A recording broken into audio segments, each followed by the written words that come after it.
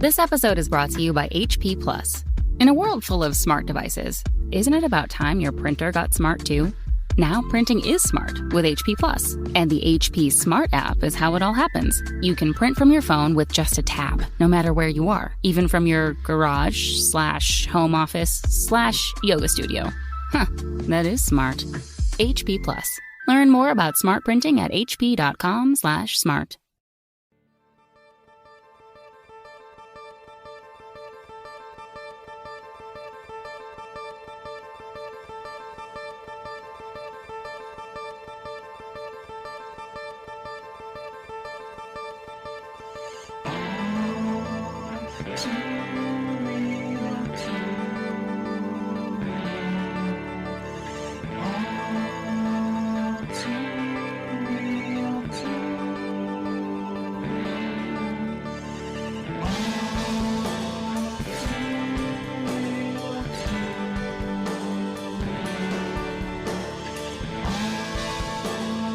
Okay, everybody, welcome to the latest episode of All Too Real 2.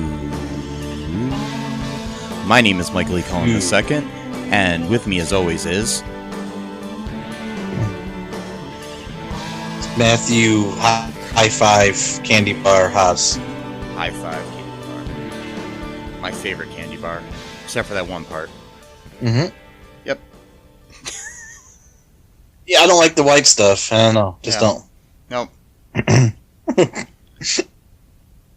The white stuff, baby.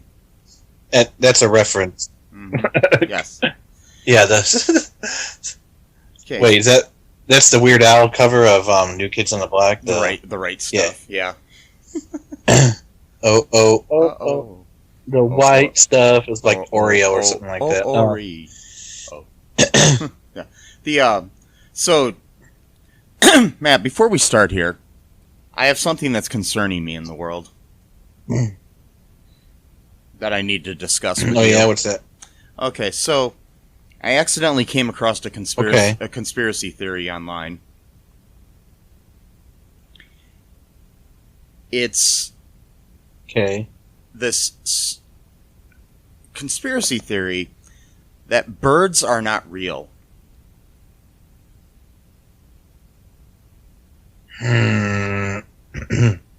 Okay. I've heard of this one. Yes. Yeah. Basically, they're like drones or something. Yeah. Or... In the 70s, all the birds were killed and replaced by the CIA with drones that are spying on us.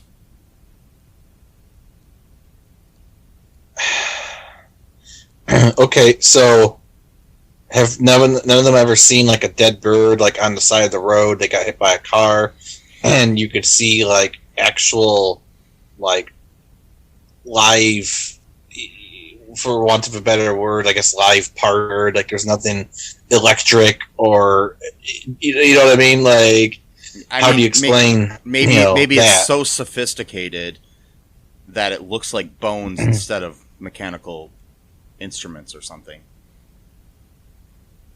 Gotcha. So they feel pain. That's just part of the illusion. They can feel restless if they're like in a cage. You know, they need food somehow, which is interesting. So a drone needs food to eat, or it won't survive. Okay. Yep. That's really interesting. Are worms now? Are they like drones too? They must be. Maybe that's where they keep all the information. I'm just wondering because, like, you know, like my uncle has like a parrot who's like, you know, really old, and I think like older than me. Mm-hmm. And I'm just trying to figure out if, you know, why they didn't kill that parrot and replace it with a drone, or maybe they did when he wasn't looking. Or maybe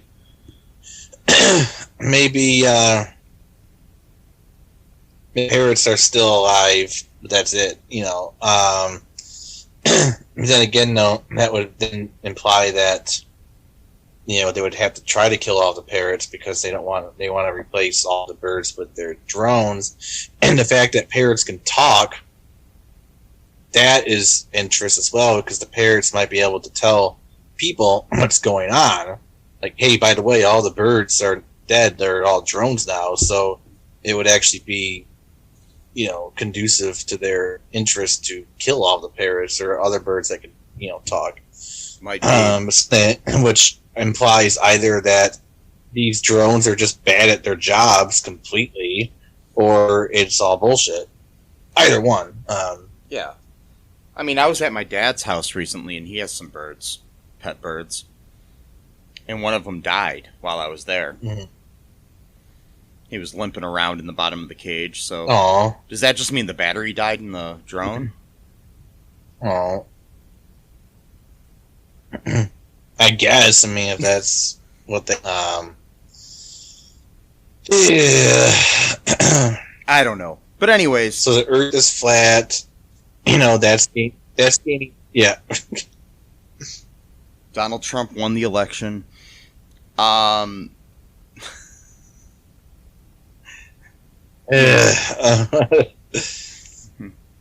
Yep.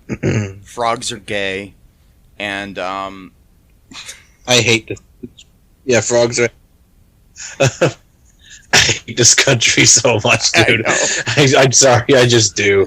Like there's some simulation going on where, like, literally everything bad that can happen is happening at, like, breakneck speed. Like everything. Like, infrastructure crumbling, economy sucks, diseases, no health care, pandemic, and people are just believing in the most insane shit possible. And it's like, they have to, like, it's almost like a drug, where, like, they get used to one thing, they have to, like, up their tolerance to, it's not enough that they're, like, sacrificing children and harvesting their brain juice. Now it's, the brain juice turns them into alien special beings that allows them to control people with their minds, and the weather, which previously was controlled by the Jews, but now they're controlled by the Democrats. But let's be honest, most of the Democrats are Jews. And it's just like, oh my God, like, at what point do you just completely, like, divorce yourself from reality? Like, just, like, 100, like the thread that you had is just like, that's too much. I need just complete fantasy world from here on out. Just fuck reality, fuck logic, fuck whatever. I just hate this country. I just do. So, speaking of things that went wrong in this country, let's talk about the Michael Richards show.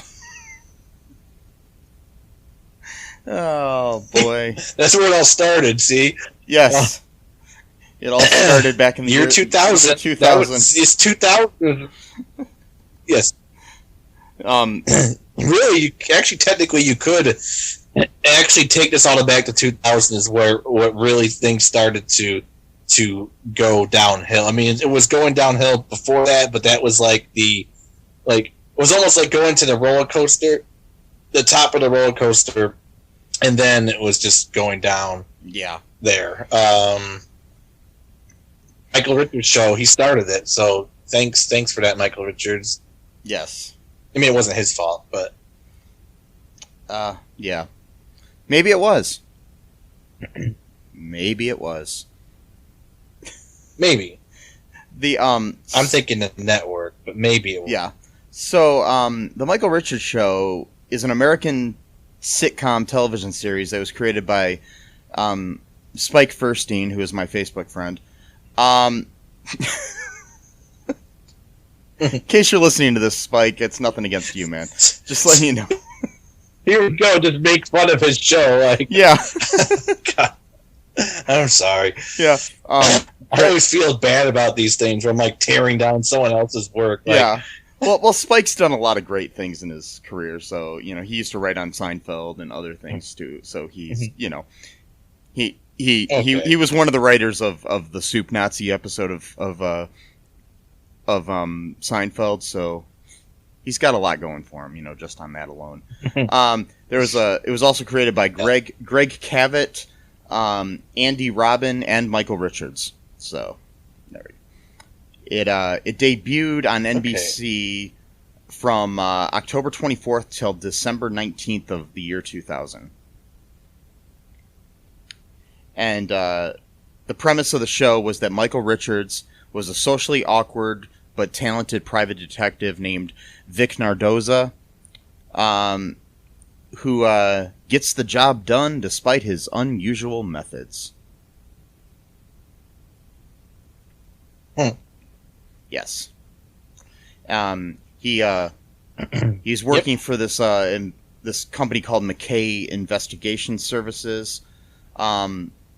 Throughout the history of the show, misunderstandings and poor decisions get in the way of the cases, but Nardozza always ends up getting the job done, like I said. So, yeah. The show also starred William Devane, Bill Cobbs, Amy Farrington, and Tim Meadows. Yes. Yep. And we are covering the unaired pilot. Yes.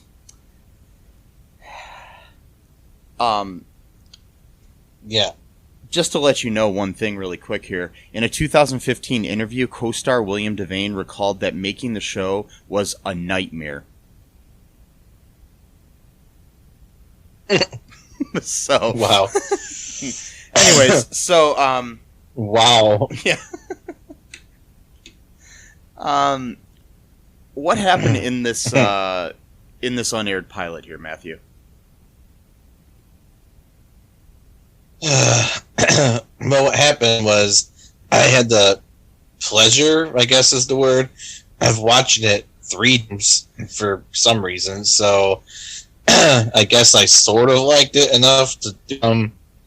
So it starts off with this woman. She had a job at the place, and the guy hires her, and has her working.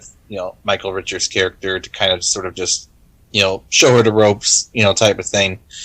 And they got these like little jokes, like I guess they were supposed to be. I don't know, like Tim Meadows. He's like talking, like, oh well, at least now we got something to look at in the office because casual sexism is fun, I guess, in the early 2000s, and then the older dude, I forgot what his was. Bill Cobbs. He played and the actor. Bill Cobbs. He played Jack. Yeah, he's been in a bunch of stuff, and you recognize him by his voice. He's got a very distinct voice, like you know who he is from. And he's like, she seems like a nice person. And from what my understanding is, nice people tend to come from nice families, and nice families tend to, like, he does this thing throughout the whole episode, like trying to make like these deep points or whatever. And then Tim Meadows' character was like, yeah, great, I'll remember that or whatever. Which that was kind of funny, I think. Yeah, they're probably the two best parts of the episode. I don't know, like, yeah, Tim Meadows was like one of my favorite actors on SNL, during like the '90s era and stuff like that. So like, seeing him in this show was kind of cool. But other than that, it was just like, so basically, long story short, they have this case, Michael Richards' character and this woman, I forgot her name, where this candy company, like the people like on the board, I guess, or whatever, they suspect that the founder of the company and who's like the pub base of the company, that he's abusing drugs, and they want to make sure that's true before like they try to get him help or whatever. And like they just go into this whole like gag about like how like Michael Richards likes the candy bars that they have in the office, but that they don't sell anymore, but they make them somehow, which is okay. I don't get that, but all right, like, you're gonna make product, but you're not gonna sell it. So like, why are you wasting labor? Okay, that's a minor. It's like a nitpicking point right there, but and like it's 5 bar because it has like 5 different flavors. Like you finish one layer and then you go to like the next one or whatever, and like he's like making the whole like interview about the candy bar, like, how come you guys stopped selling this? And can you hook me up with some of these bars, to solve the case or whatever. Like, and then he just, just like leaves after they just tell him like a little bit about, that they suspect the founders of using drugs. And then like, he does a whole Kramer thing where he's like, and then, shaking his body and like, because he doesn't like the white flavored stuff or whatever. And then so like they're driving back, and he's like, you made me look like a buffoon. Like he even like Kramer, like a buffoon. It's like, oh god, like that's the thing like I hate about this. It's like they're like trying so hard to make him like Kramer. It's like, like. Anyway, can you take it from here, because I'm already bored. In my opinion, they should have just made this a spin-off of Seinfeld and made him Kramer. That would have been better. Right. So, yeah, he's hired to check into this thing, and he and Stacy, Amy Farrington's character, are on the case here. I'm trying to remember exactly what happened, but they're trying to get the guy's DNA.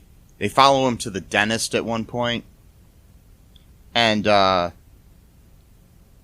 Vic, Michael Richards' character, pretends to be a dentist and goes into the operating room and tries to take stuff out of the guy's mouth, and he does. Turns out it was the wrong patient.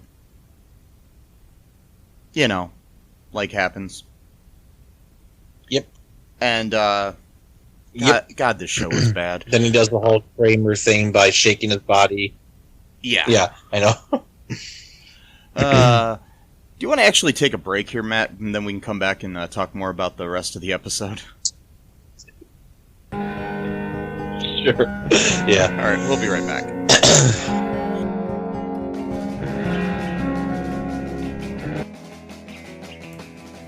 What is Gen X? What is the silent generation? What do generations have in common?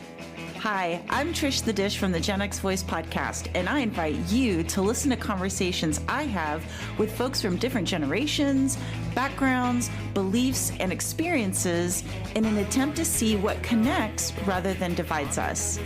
Even though Gen X has been called slackers, Karens, or not mentioned at all in some cases, we are the bridge generation, so I feel compelled to do my part to destroy ageism by bringing all these voices together. And, as a bonus, each guest gets to answer some 80s questions at the end of each show. So download and listen to Gen X Voice today on Apple, Spotify, Amazon, or wherever you listen to podcasts. And let's see how much we have in common after all.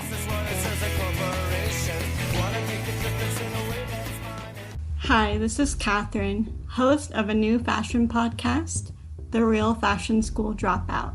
Join me as I interview guests every week in the fashion and beauty space, and we gossip on all things fashion and beauty, and even get into some personal stories of their journey in the industry. You can find us on Apple, Spotify, pretty much wherever you get your podcast. Hope to see you there.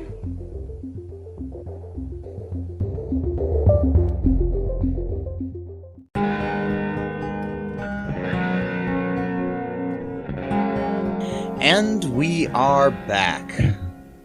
All right, so, Matt. Yep. Oh, boy. Michael Richards. Yeah, I forgot to mention a few things. Can I back up a little bit? Oh, sure, of course. Okay, so there's like a B plot going on in this episode as well, where Tim Meadows' character, for some reason, they made him like addicted to voyeurism. I don't know why. Whatever. Okay, so they played up that whole thing where he's a voyeur, and he was supposed to go to some like island resort to spy on this this guy who was like an insurance scammer or something. But they were having like a bikini contest. I don't know, something like that. Like a Miss Caribbean contest going on, and then like they played up that whole thing where he's like, oh, like I can't go then because of that or whatever. And then he's like calling up the dude, and the guy's like just like admitting to all of his crimes on the phone, and he's like, I really should have taped that, you know, like. And then he calls again a second time, and the guy says the same thing, that he's taking State Farm for $60,000 a year, and then he repeats his name, me, John DeSantos or whatever, and he's like, I really gotta start taping this. It's like, okay, so like I think I watched it 3 times because there's like I see it like it's almost funny, I think is what it is, and it's like it's just something that's like pulling it back, you know what I mean? And where I'm like I'm seeing these parts, I'm like, this could be funny. Like I don't know, like, it's just something that's not like holding it all together. You know what I mean? Like, I mean, that's just from my perspective. It's hard to say if it's the writing or the directing or the acting or what is causing the almost funny that isn't quite happening here. Mm-hmm. You know, it's kind of hard to understand. I don't know. It's just like there's so many, I guess, good concepts here that just kind of go in a weird direction or something. Yeah, exactly. And again, like I'm kind of biased here because, you know, I love Tim Meadows. Like, you know, I was like, you know, 13, 14 years old when I first started really watching SNL, like, on my own. Yeah. And that was, like, around the time when he quit, kind of, but there was, like, a good 2 years or so where I would, like, he was, like, one of my favorite actors in this. He's just got this really good deadpan sarcasm that I like. Oh, yeah. It's just, like, I don't know, I'm drawn to that kind of humor. So that was kind of cool. And just the whole Michael Rich, like, Kramer stuff, like, you know, like, he's choking on the candy bar because he thinks it's lime, and he's, like, gagging on it, and it's, like, and he's, like, writhing in the car, you know, like, okay, and then, like, they're spying on the dude at his house, like, they're hiding out in the bushes, and then Stacy sees a possum, and they, like, you know, he starts screaming like Kramer would scream. He at one point, the rich guy's having his groceries delivered to him, which is interesting because that's like a thing now, but back then maybe only big cities like LA or wherever the city's taking place did that kind of thing. But and like he tries to get into a fight with the guy, and he ends up falling over, bumbling like a fool, like Kramer. I'm like, yeah, it's. I don't. Oh God, this show. I don't know. I mean, this is part of what they call the Seinfeld curse, too. You know, like where the whole, you know, first outings that each of these actors that were on Seinfeld had in trying to do something after Seinfeld didn't really work. Right. Yeah. Like Julia Louis-Dreyfus. So she at least, you know, she did the Christine show that lasted a while. Yeah, and then Veep. And then of course she plays a character in the Falcon and the Winter Soldier. Yeah, there we go. Falcon and Winter Soldier. Yeah. So. But Jason Alexander, I think he's kind of got the worst of it, because I don't think he's done much since. Well, he's done a lot, actually, a lot of Broadway and other things, and he's been in a lot of movies and stuff, but and guest spots, and he's done a few sitcoms that failed too. So, which we will cover in the future on this, because actually, Michael Richards actually probably has the worst of it. Actually, yeah. I'm going to say that because he kind of, revealed that he was a racist on stage. Yeah, he fucked that up. Yeah. Real bad, because when I typed, you know, in, I didn't realize how long ago this was. It's like Michael Richards' apology video from 14 years ago on YouTube. And I'm like, Jesus, YouTube has been around that long that there's 14-year-old videos on, you know. I didn't realize it was that long ago, and I mean, he was even in in a short-lived sitcom in 2013 as well. Oh, really? Yeah, called Kirstie, starring Kirstie Alley. Huh. Yeah. Yeah, that was 2007 when he did that race. Yeah, so I think it's kind of interesting that somebody hired him after that. Yeah, well, it was 5 years after. Yeah. Or 6 years after the fact, and he did officially do an apology tour, which, again, I'm not really sure how I feel about apology tours, because it's kind of like, is it really sincere, or is it just something that you have to do type of thing? But yeah, it depends. It really depends on the person, I think, because it's like sometimes they are really sincere, and then sometimes it's like, yeah, I don't know.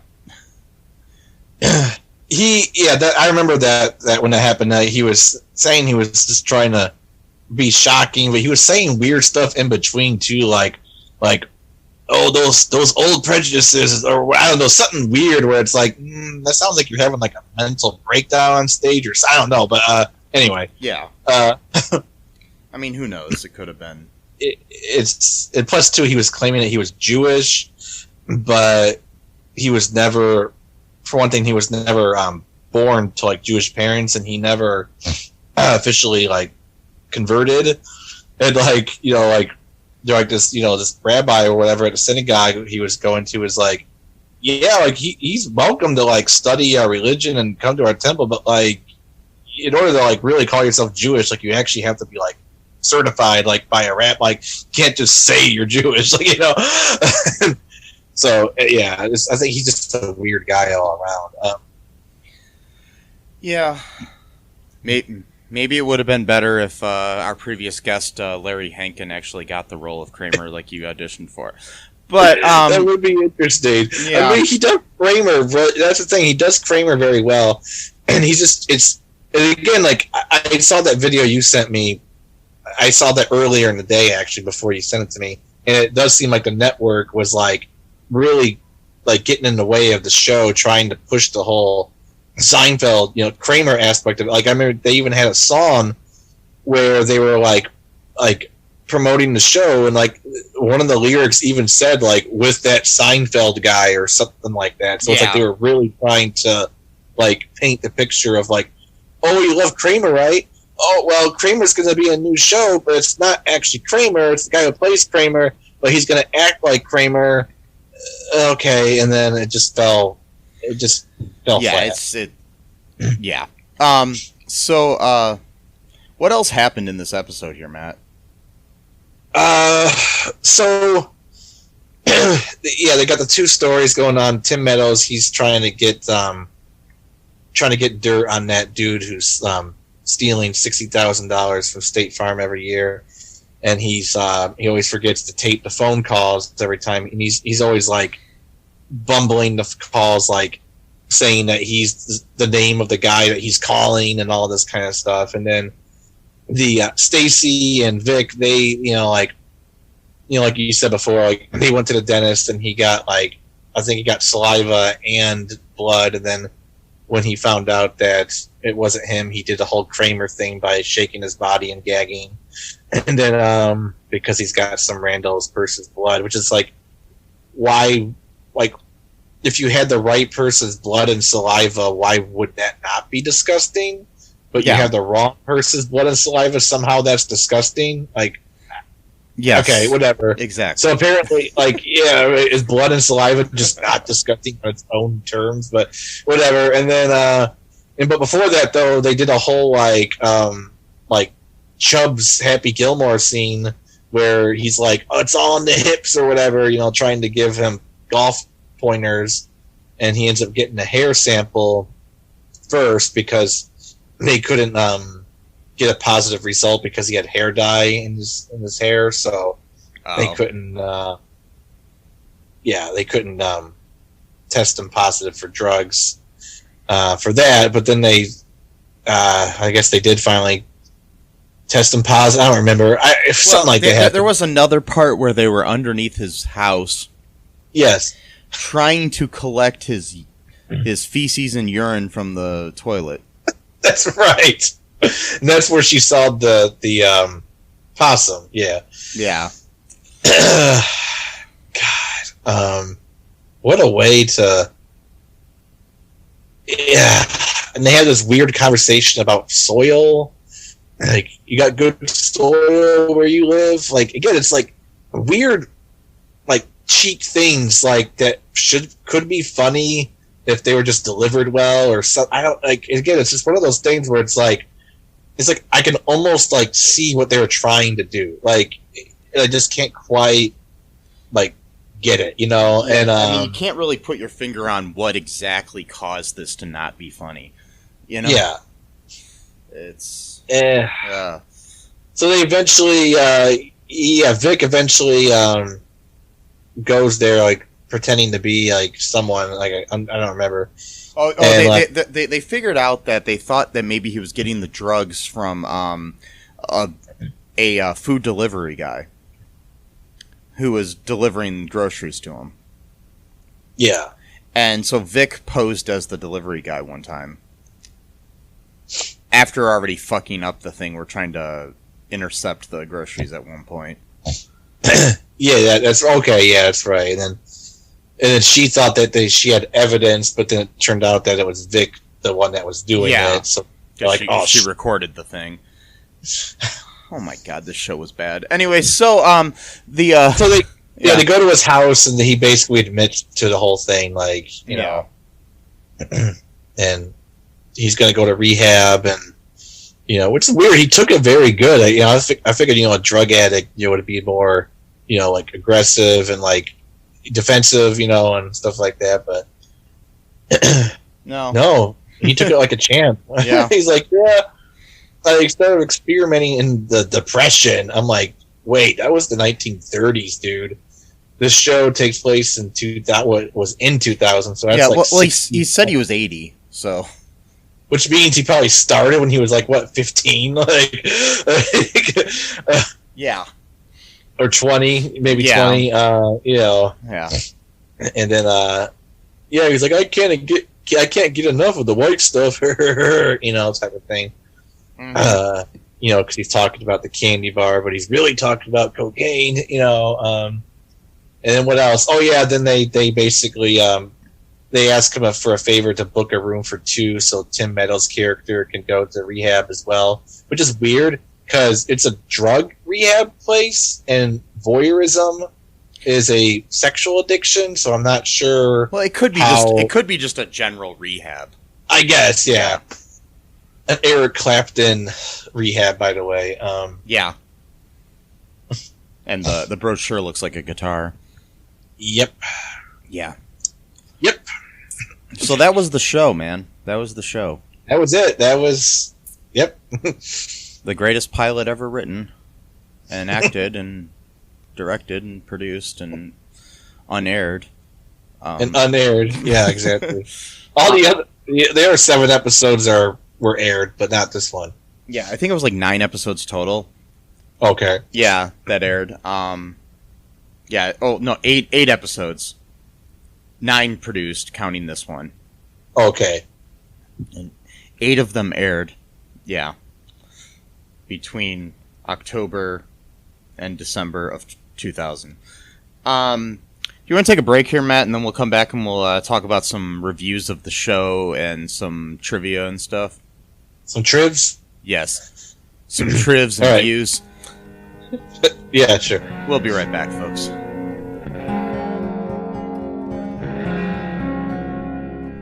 Need a new podcast to listen to? Well, why not check out the Super Podcast from the Super Network at supermarcy.com, where we discuss films and pop culture, and we do monthly fan-voted commentaries. We are available on all major podcasting platforms.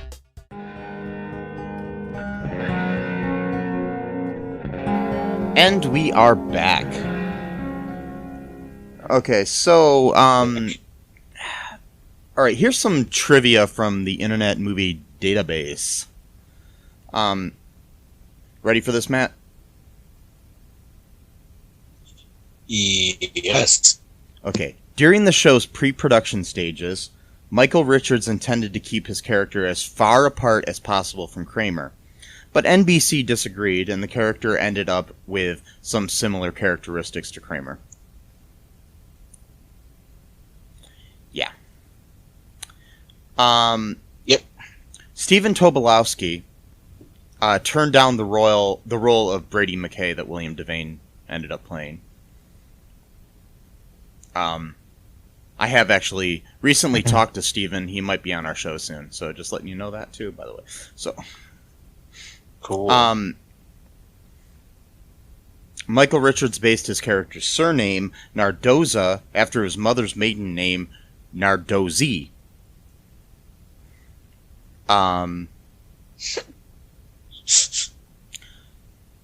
Cool. Co-star William Devane stated in a 2015 AV Club interview that he did not enjoy working on the show and that it was a nightmare.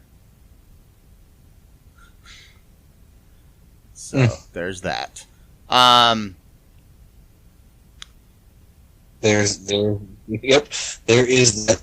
That's the reviews. Here's some. I mean, that was the trivia. I mean, you want to hear some reviews here, Matt?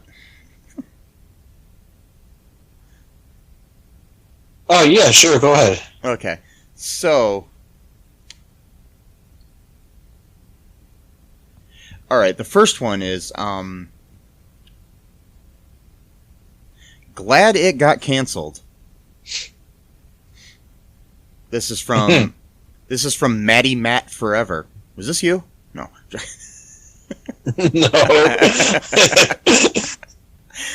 Nope. This was on March 18th of 2002. Okay. Michael Richards is a hugely talented comic actor who stole almost every scene as Cosmo Kramer on Seinfeld. He is one of the best physical comics out there, and one day I hope he will hit it big in either TV or the movies. Hopefully he'll make more comedies like UHF and Unstrung Heroes, and not ones like the hugely disappointing Trial and Error.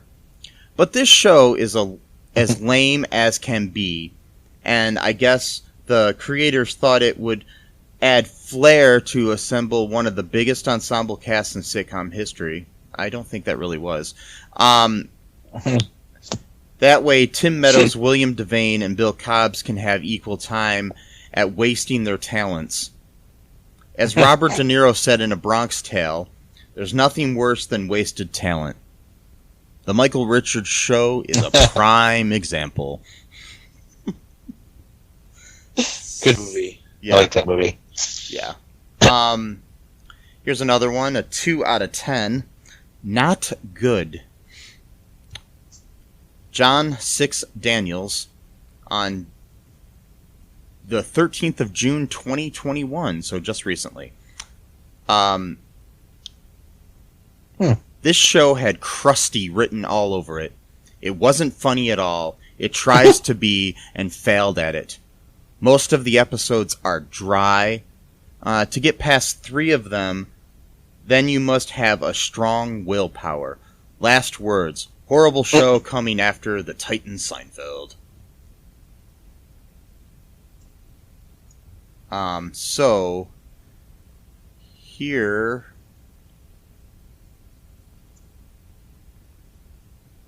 is a another one from Mr. Op-Ed on October 28th of 2000.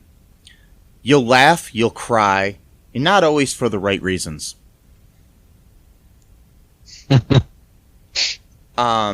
A titan of physical comedy and nonsense syllables. Richards does provide what one expects from a comedy. Laughs. I was tickled at least a few times. Yes, laugh out loud funny, not just a smile. He manages to distance himself almost completely from Kramer, which is no mean trick, considering he's meant to deliver a similar level of yucks. So I laughed. But I also cried. Much of the show just sits there.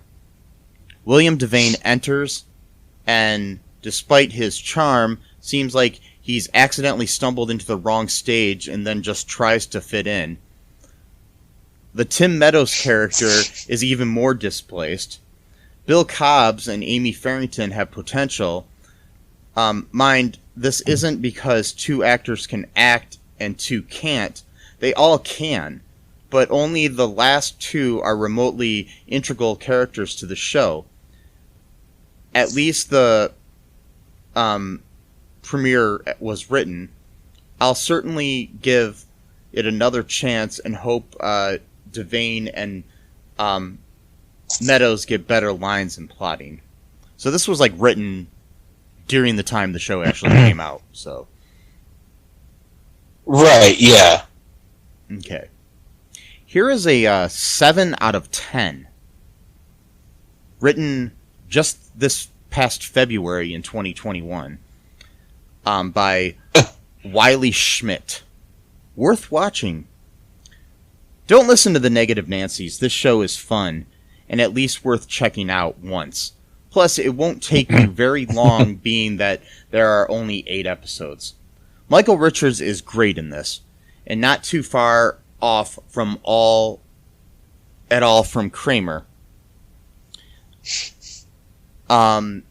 Which I think was a wise choice not to change what works and makes people laugh about his natural humor. The other characters are okay, and the writing is decent, but it certainly has the feeling of a show that wouldn't be around for very long, and it definitely reminds one of similar shows that didn't take and had a bit of a rushed feeling to them. Like Norm Macdonald's show Norm, which was fortunate enough to get 3 seasons. Without Kramer, Seinfeld would have never hit the stratosphere level that it did.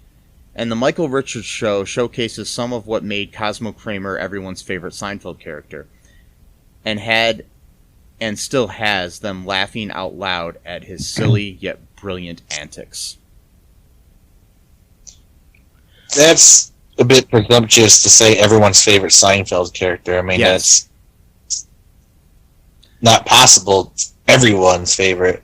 I mean, my favorite character is the third guy from the left in the background of that one scene. Oh, I think I know what scene you're talking about. It's good stuff. Yeah, he just stands there really well. Yeah, he's a good stander. Yes. You might think that might be a taken for granted thing, but no, like standing is a skill on its own. I mean, and Seinfeld was a stand-up, so he did it too. So it's all good. Yeah, not everyone can just stand. I mean, you've seen bad standers before. I mean, like Trump, for example, he can't stand very well. He's kind of weird standing posture, Yeah. So like it's not, can't just take it for granted that everybody, is a good stander. And sometimes he wears his It's pants, just facts, man. backwards. Sorry. He But wears- still, yeah. So, So, it was a bad film or whatever, low resolution. Yep. Yep. Okay, so It's the one thing he can claim. Yeah. anything else here, Matt, about the show? Would you recommend it to anyone to watch No. this pilot? No. What about to No. Trump? Would you recommend he watches it? Sure, I mean, yeah, because I don't care for that guy at all. So, sure, by all means, watch some show that's not really good and kind of waste your time a little bit. I mean, his whole life is a waste of time, so whatever. But could we do to him like what just they wait. did to Alex in A Clockwork Orange? And like pry open his eyes and make him watch. Yeah. This? Yeah. Well, they made him watch like a bunch of like violent and like disturbing footage, I guess. Yeah. To make him feel Mm-hmm. guilty about him, but wouldn't that just desensitize him more than he already was? So, like, wouldn't that even like make him more of like a violent psychopath? Like, whatever. I don't know. I'm no scientist. Yeah, it was a controversial therapy, I guess is the word. Yeah. That happens. So It's controversial. It's yeah. it happens. Yeah, it does. What anything else before we wrap things up here, Matt?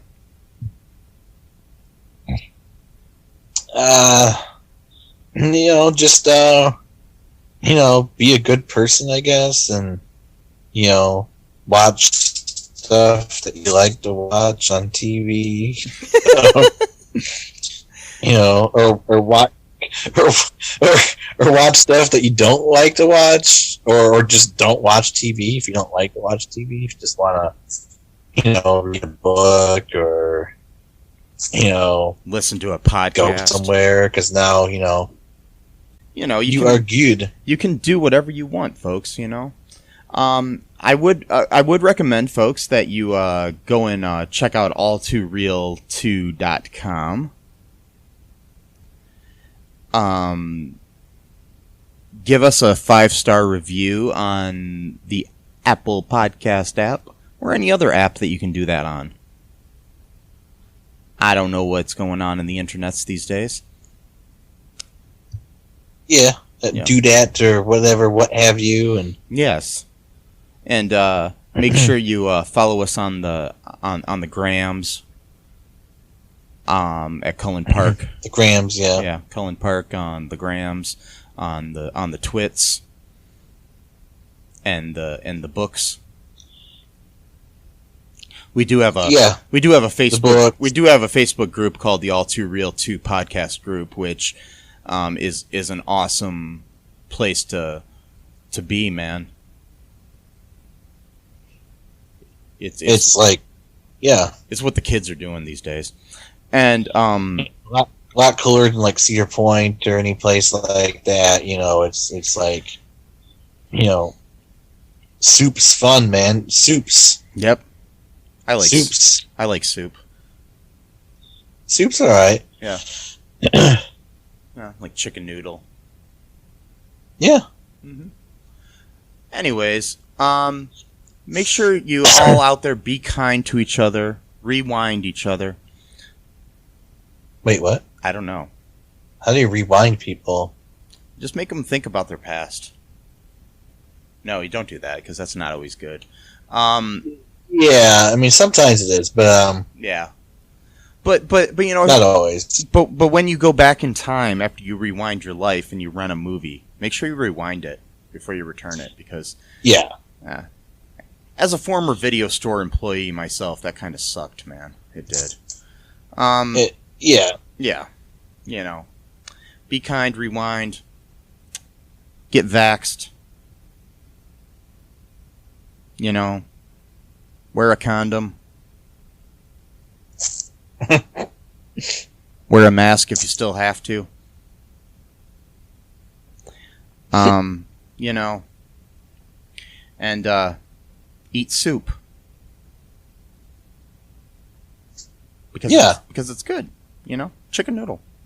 It's good for you. Yeah, it's good for you. Go to Panera, get some chicken noodle with some bread. It's good. Dip the bread in it. Ooh. Good stuff. Yeah, there you go. Good stuff.